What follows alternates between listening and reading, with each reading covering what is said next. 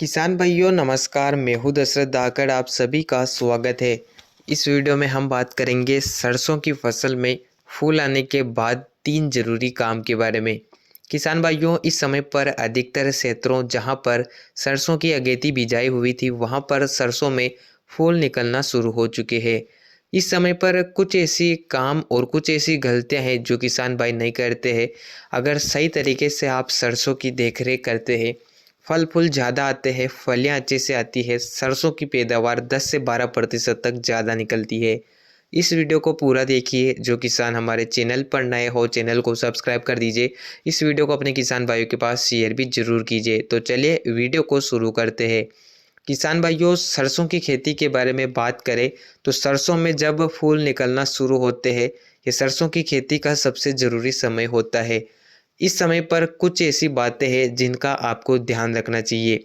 जैसे कि जब सरसों में फूल निकलना शुरू होते हैं, 10 से 15% तक आपके खेत में जब फूल निकल जाए, उस समय पर आप सरसों में दूसरा पानी लगा दीजिए।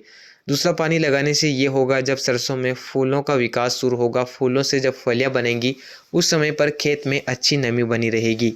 इसके अलावा बहुत से किसान भाई सरसों में जब फूल से फलियां बनती है, इस समय पर सिंचाई नहीं कर पाते हैं, जिससे खेत से नमी सूख जाती है, फूलों का विकास नहीं अच्छे से नहीं होता है, फूल झड़ने की समस्या भी आने लगती है। इसलिए आप सरसों में जब फूल निकलना शुरू हो उस समय ही पानी लगा दें ताकि खेत में अच्छी नमी बनी रहे। इसके अलावा फूल निकलते समय आपको यूरिया का प्रयोग नहीं करना है। ऐसा नहीं है कि आपने पहले यूरिया नहीं दिया तो इस समय आप यूरिया देंगे। किसान भाइयों, इस समय पर फसल को यूरिया की ज़रूरत नहीं होती है। अगर आप यूरिया का प्रयोग करेंगे तो इससे फसल की अनचाही वृद्धि हो जाएगी, अनचाही फुटाव हो जाएगा, जिससे फलियां नहीं आएगी और सरसों की ग्रोथ ज़्यादा हो जाएगी, जिससे तेज़ हवा या बारिश या खेत में सिंचाई करते वक्त हमारी जो सरसों है वो नीचे गिरने की समस्या भी आ सकती है। यह बात विशेष तौर पर ध्यान रखिए। ऐसा कई बार होता है कि किसान भाई सही समय पर खादों का प्रयोग नहीं करते हैं, जिससे सरसों में फुटाव कम आता है और फलियां भी कम आती है। उचित प्रबंधन आप खादों का करें।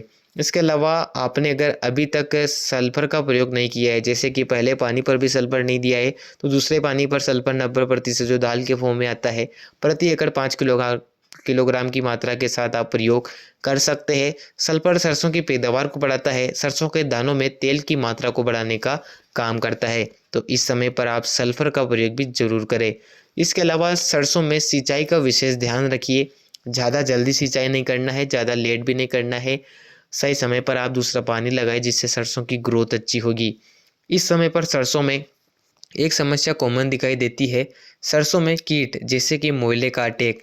सरसों में फूल आते समय मोइले का अटैक सबसे ज़्यादा होता है, जिससे फूलों का विकास रुक जाता है, फूल झड़ने की समस्या आ जाती है, फलियां का आकार छोटा रहता है, फलियों में दाने नहीं बढ़ते हैं, खाली दाने रह जाते हैं।